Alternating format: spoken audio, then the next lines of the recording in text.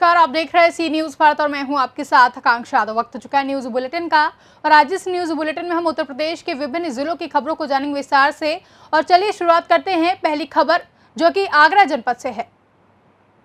आगरा जिले में जंगल किनारे पशुओं का कूड़ा डालने गई महिला के ऊपर गिरी मिट्टी की विशाल ढाई, उपचार को ले जाते समय मौत हो गई है। रास्ते में लौटते समय यह हादसा हुआ जहां बरसात के कारण धसकी की मिट्टी की ढाई महिला में दब गई है। जहां आवाज सुनकर एकत्रित हुए ग्रामीणों ने तत्काल कड़ी मशक्कत के बाद 8 फीट मिट्टी को उठाकर महिला को बाहर निकाला। घायल अवस्था में अस्पताल लेकर पहुंचे परिजन उपचार को लेकर जाते हुए रास्ते में महिला की मौत हो गई, जिसके चलते परिजनों में कोहराम मच गया है। सूचना पर पहुंची पुलिस ने घायल की जानकारी लेकर मृतका के शव की पंचनामा करवाई गई। वहीं थाना पिथौरा क्षेत्र के अंतर्गत गांव चंडीगढ़ साला बेहड़ किनारे का पूरा मामला है। आगरा से कैमरा पर्सन रवि यादव के साथ नीरज यादव की रिपोर्ट। आजमगढ़ जिले में मंडलायुक्त विजय विश्वास पंत ने शासकीय कार्यालयों के औचक निरीक्षण के क्रम में मंगलवार को अचानक तहसील सदर पहुंचे, जहां उन्होंने कर्मचारियों की उपस्थिति के साथ ही निविर्वादित विरासत दर्ज किए जाने, आय जाति निवास आदि प्रमाण पत्रों निर्गत किए जाने की स्थिति का जायजा लिया। मंडलायुक्त पंत ने तहसील सदर में निविर्वादित विरासत के मामलों की ऑनलाइन समीक्षा में पाया कि तहसील में लेखपाल स्तर कुल 66 तथा राजस्व निरीक्षक स्तर पर आदेश पारित करने हेतु 161 के ऐसे प्रकरण लंबित हैं जिनकी समय सीमा व्यतीत हो चुकी है। उन्होंने इस स्थिति पर असंतोष व्यक्त करते हुए उपजिलाधिकारी सदर को निर्देशित किया कि इसकी जांच की जाए तथा विरासत लंबित रखने हेतु संबंधित का उत्तरदायित्व निर्धारित कर अवगत कराया जाए। इसके अलावा निविर्वादित विरासत के रिजेक्ट किए गए आवेदन पत्रों की समीक्षा में कई ऐसे आवेदन पत्र मिले जो प्रथम दृष्टया रिजेक्ट किए जाने योग्य प्रतीत नहीं हो रहे थे। मंडलायुक्त ने इस संबंध में उपजिलाधिकारी को निर्देश दिया कि विरासत के निरंतर आवेदन पत्रों के साथ ही आय जाति निवास आदि के भी जितने आवेदन पत्र निरस्त हुए हैं उन सभी की गहनता से जांच करें। यदि गलत ढंग से निरस्त किए गए हैं अथवा उनमें निर्धारित समय अवधि व्यतीत हो चुकी है तो संबंधित को जिम्मेदारी तय करते हुए रिपोर्ट प्रस्तुत करें। मंडलायुक्त ने कहा कि मुख्यमंत्री के निर्देश द्वारा मंगलवार और शुक्रवार को लेखपाल तहसीलों में आए और संबंधित तहसीलदार उपजिलाधिकारी वहां मौजूद रहें और जनता की समस्या का समाधान करें।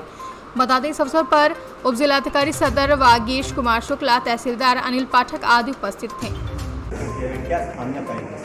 देखिए, अभी वैसे मेरा निरीक्षण चल ही रहा है। सबसे पहले मैंने यहाँ पे जो तहसील का सबसे महत्वपूर्ण कार्य रहता है विरासत, निर्विवादित विरासत को समयबद्ध ढंग से पूर्ण करने का, तो उसका मैं ऑनलाइन समीक्षा कर रहा था, देख रहा था।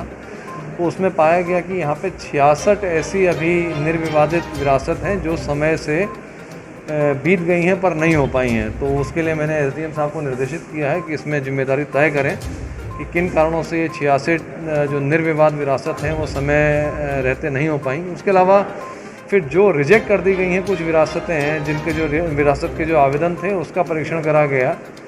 उसमें ये पाया गया कि एक ऐसी गांव जो राजस्व ग्राम होगा जिसमें अभी मेरे ख्याल से खतौनी अंश निर्धारण में चल रही है, तो उस कारण से ये वो रिजेक्ट कर दिया गया जो प्रथम दृष्टया उचित नहीं लगता है। तो उसकी भी एसडीएम साहब और तहसीलदार साहब इस बात की जाँच करेंगे। और ऐसी एक और मामला सामने आया जहाँ पे इस कारण को दिखाते हुए रिजेक्ट कर दिया गया कि आवेदक के जिनसे उनको इनहेरिट करी है उन्होंने ज़मीन, उसका नाम खतौनी पे नहीं है। तो प्रथम दृष्टया तो खतौनी को भी देखा गया तो खतौनी में उनका नाम दर्ज दिख रहा था। तो ये भी एक जांच का विषय रहेगा कि किन कारणों से ये रिजेक्ट कर दी गई। और मैंने उसके अलावा निर्देशित किया है कि जितने रिजेक्शन के मामले हैं उसकी एसडीएम इसकी जाँच करेंगे और जहाँ पर भी पाया जाएगा गलत रिजेक्शन हुआ है उसमें जिम्मेदारी तय करते हुए हमें रिपोर्ट प्रेषित करेंगे। उसके अलावा मैं और भी चीज़ों को देख रहा था। यहाँ पे आय जाति निवास प्रमाण पत्र समय से निस्तारण हुआ है नहीं हुआ है, वो उसका जो मेरे ख्याल से सर्वर अभी लोडेड था तो उसकी जांच नहीं हो पाई। लेकिन उसके लिए मैंने एसडीएम साहब को निर्देशित किया है कि जितने भी उसकी शाम तक मुझे रिपोर्ट देंगे, जो भी एक्स्ट्रा टाइम अगर किसी में बीत गया होगा और गलत रिजेक्शन अगर किसी का हुआ होगा तो उसमें भी अपनी जिम्मेदारी तय करेंगे। आगे अभी मेरा इंस्पेक्शन कंटिन्यूड है, शाम को मैं प्रेस रिलीज इसकी जारी करूँगा। आजमगढ़ से सी न्यूज संवाददाता मोहम्मद सादिक की रिपोर्ट। बजरंग दल बहराइच के जिला सह संयोजक शुभम तिवारी ने ब्लॉक हुजूरपुर के ग्राम सभा पटखौली में नगर पालिका परिषद बहराइच द्वारा संचालित अस्थायी गौशाला का औचक निरीक्षण किया। औचक निरीक्षण के कारण नगर पालिका परिषद बहराइच के द्वारा संचालित अस्थायी गौशाला की कमियां भी सामने आई। गौवंशों को सड़ा भूसा खिलाने को मजबूर है संचालक। गौवंशों को चिकित्सा सुविधा भी नहीं मिल रही है। कई पशुओं को घायल अवस्था में भी पाया गया। बहराइच से सी न्यूज संवाददाता प्रेम तिवारी की रिपोर्ट। विगत 2 दिन पूर्व ज्वेलर्स की दुकान में हुई चोरी की घटना का जायजा लेने बृजमनगंज थाने पर पहुंचे एसपी प्रदीप गुप्ता। बृजमनगंज थाना क्षेत्र के अंतर्गत उसका फरेंदा मार्ग पर स्थित है सिद्धि विनायक ज्वेलर्स की दुकान पर सोमवार को सुबह 2 लोगों ने चोरी की घटना को अंजाम देने की कोशिश की, लेकिन वे लोग सफल नहीं हुए, जिसमें से एक चोर को लोगों की मदद से पकड़कर पुलिस के हवाले कर दिया गया था। चोरों के पास से एक पल्सर मोटरसाइकिल भी बरामद कर ली गई है। घटना की जांच करने एसपी प्रदीप गुप्ता खुद पहुंचे। महाराजगंज से सी न्यूज संवाददाता इरफान अहमद की रिपोर्ट। सहारनपुर की कोतवाली मंडी क्षेत्र के मोहल्ला खताखेड़ी का रहने वाला प्रेमी आसिफ का विजयवाड़ा आंध्र प्रदेश की युवती तस्लीमा को शादी करने का झांसा देकर अपने साथ ले आना महंगा पड़ गया। तस्लीमा ने आसिफ से शादी करने की जिद की तो आसिफ उसे हथनीकुंड बैराज पर घुमाने के बहाने अपने साथ ले गया, जहां से उसने तस्लीमा से अपना पीछा छुड़ाने के लिए हथनीकुंड बैराज में उसे धक्का दे दिया। वहीं जब आंध्र प्रदेश की पुलिस ने कॉल डिटेल निकालने के बाद सहारनपुर की कोतवाली मंडी पहुंचकर इस मामले में कार्रवाई शुरू की तो वहां से आसिफ और उसके एक दोस्त को पुलिस ने अपनी हिरासत में लेकर पूछताछ शुरू कर दी। सहारनपुर से सी न्यूज संवाददाता आसिफ खान की रिपोर्ट। आगरा पिनाहर चंबल नदी में बाढ़ का हाई अलर्ट जारी है। सुरक्षित स्थानों पर तटवर्ती ग्रामीण पहुंच रहे हैं। आधा दर्जन गांव का तहसील मुख्यालय से संपर्क मार्ग कट गया है। वहीं खतरे के निशान से चंबल नदी ऊपर बह रही है। आगरा से सी न्यूज संवाददाता शांति स्वरूप की रिपोर्ट। बिजली विभाग पर कनेक्शन धारक ने गंभीर आरोप लगाया। उसने कहा कि उसने 2 कनेक्शन लिए थे, एक घरेलू कनेक्शन और एक आटा चक्की का अलग कनेक्शन ले रखा था, लेकिन आटा चक्की की लाइन मीटर से खराब होने पर जब उसने लाइनमैन को फोन किया तो लाइनमैन ने उससे घरेलू कनेक्शन से जोड़ने का सलाह दे दिया, जिसके बाद उसने आटा पीसना शुरू कर दिया। जिसके बाद लाइनमैन ने साजिश रचते हुए विजिलेंस टीम से छापा डलवा दिया। वहीं पीड़ित को इस मामले में नोटिस भी जारी कर दिया गया है। क्या नाम है भैया आपका? मेरा नाम जगन्नाथ। कहाँ से आए आप लोग? गजपतिपुर कला। किस प्रकार की समस्या को लेकर के आज आए हुए? समस्या बिजली के विषय में लेके आया हूँ। श्रीमान जी से मेरी निवेदन है कि मैं घरेलू कनेक्शन भी मीटर लिए हूँ और चक्की का कनेक्शन भी मीटर लिए हूँ। चक्की के मीटर में तार न लगने के कारण से मैं लाइनमैन के द्वारा फ़ोन करने के बाद उससे कहा कि मैं लाइन जोड़ दो मीटर की चक्की की। उसको 4-5 दिन का समय लेकर कहा कि आप मीटर से घरेलू कनेक्शन के मीटर से जोड़ लीजिए। इसके बाद में छोटी सी चक्की लगाए 12 इंच की चक्की थी मेरी। 4-5 दिन के बाद उसके यहाँ निकाले टीम बांधा पहुँची, छापा मार के चली आई। उसके बाद नोटिस जारी कर दिया 1,56,000 की। अच्छा। कहे जाने पर मैं कई बार चक्कर लगाया, बांधा आया, भिजवाया। संजय बाबू से कहने कई बार कहा, कई बार संजय बाबू ने मेरे से 1,10,000 रुपये मांग। अच्छा। जिस कारण से मैं गरीब आदमी किसान कहाँ जो भर पाऊँगा, पैसा नहीं मिला।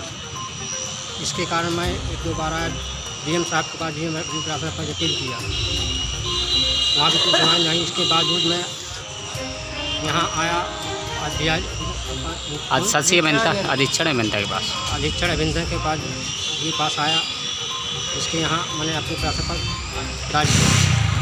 क्या मांग करते हैं आप? क्या मैं श्रीमान जी से यही कहता हूँ कि मैं गरीब आदमी होने के कारण मेरी ये समस्या का हल किया जाए और मुझे निदान किया जाए, मेरी नोटिस निरस्त की जाए।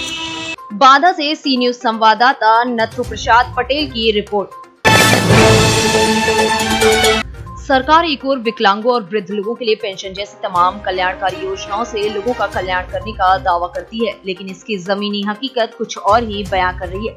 राज्य के मुखिया जिस समुदाय को स्वयं का मसीहा बताने का दावा करते हैं, वह समाज सिस्टम के आगे लाचार है। कुछ ऐसा ही मामला दुमका जिले के मसलिया प्रखंड के रनिका घर पंचायत के पहरुद्दिया ग्राम के 73 वर्ष विकलांग लुखिन हसंदा का सामने आया है। लाचार वृद्ध पेंशन के लाभ से अभी भी वंचित है।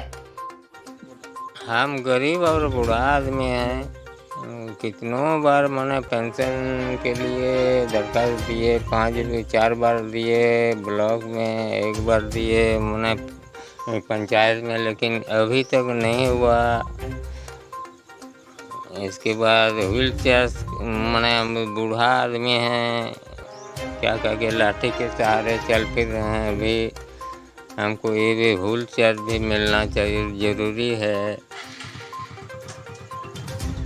पत्नी को भी नहीं मिला है तो क्या करेंगे, बड़ी कष्ट से हम दिन गुजर चला रहे हैं।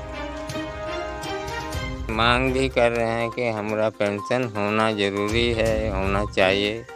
प्रखंड विकास पदाधिकारी को बोल रहे हैं कि मैंने हमको ज़रूर दिलवा दीजिए।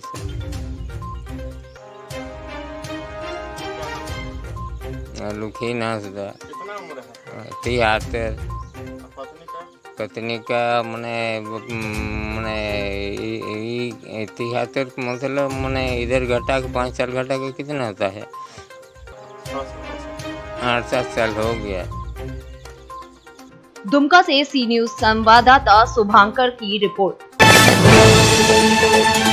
फतेहपुर जिले में क्राइम थमने का नाम ही नहीं ले रहा है। 4 जुलाई को गायब हुई शिवानी कुशवाहा की लाश कुएं में मिली तो अभी खागा कोतवाली क्षेत्र कटोघन 4 दिन हुए खेत देखने गई सुनीता देवी घर नहीं लौटी है।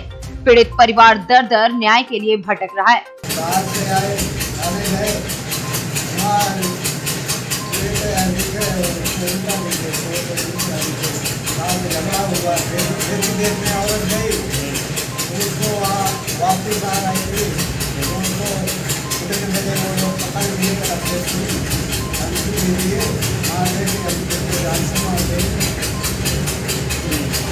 तुम्हारा क्या नाम बेटा? हमारा चांदनी नाम है।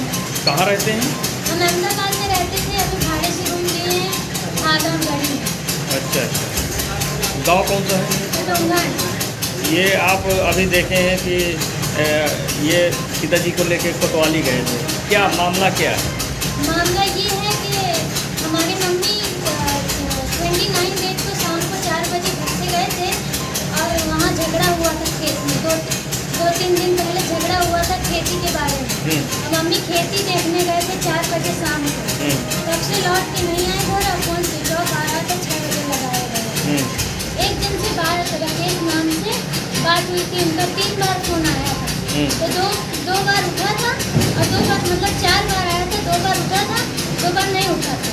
तो हम जब फोन मिस कॉल देखे तो हम उनका फ़ोन लगाने जा रहे थे तो मम्मी बोली उनका फ़ोन मत लगाओ नहीं तो हमको मार देंगे। तो ऐसा एक दिन और धमकी दिए थे। हमारे पापा से बात हो रही थी, बोले थे कि मेरे को चाहे केस लड़ना पड़ जाए मैं तेरे को मरवा डालूंगा, ये याद रखना, ऐसे बोले थे। तो जब बात हुई थी तो पैसे की बात नहीं हुई थी, ये झूठ बोल रहे हैं। ये अपने पास बोले थे कि हमारे पास मिलने के लिए आएगा, मिलने के लिए बुलाए, तभी से मम्मी नहीं आई, ये फ़ोन बंद आ रहा। आप कोतवाली गए तो वहाँ क्या था? वहाँ हम जो एप्लीकेशन दिए वो बोल रहे हैं कि बदल लो एप्लीकेशन, नहीं माना जा रहा है, लेकिन सच तो वही है। फतेहपुर से सी न्यूज संवाददाता ब्रिजेश श्रीवास्तव की रिपोर्ट। मध्य प्रदेश के छतरपुर जिले में पिछले 5 दिन पहले एक नौनिहाल बच्चे ने फ्री फायर गेम में 40,000 रुपए हारने पर खुदकुशी कर ली थी, जिसको लेकर आज मध्य प्रदेश के गृह मंत्री नरोत्तम मिश्रा ने संज्ञान लेते हुए फ्री फायर गेम कंपनी पर FIR कर मध्य प्रदेश के सभी जिलों के SP और कलेक्टर को निर्देशित करते हुए मोबाइलों में इस तरह के गेम जितने भी खेले जाते हैं उनको चिन्हित कर सभी कंपनियों पर बैन लगाने का निर्देश दिया है। छतरपुर में जो फ्री फायर गेम है दुखद घटना है, वैसे उस पर कंपनी पर FIR कर दी। प्रदेश में सभी SPओ को ये निर्देश भी दिए कि ऐसी जितनी कंपनियां हैं, जैसे पहले आपने सुना हो ब्लू व्हेल थी, और इस तरह की जितनी कंपनियां हैं इन सबको ध्यान दें जो बच्चों को एडिक्ट कर रही है इसका,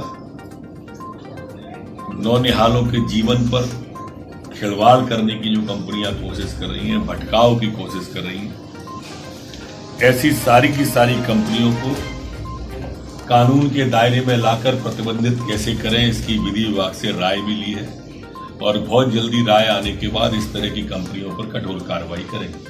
टीकमगढ़ से सी न्यूज संवाददाता साकेत यादव की रिपोर्ट। फिलहाल के लिए न्यूज बुलेटिन में बस इतना ही। देश और दुनिया की तमाम बड़ी खबरों के लिए देखते रहे सी न्यूज भारत।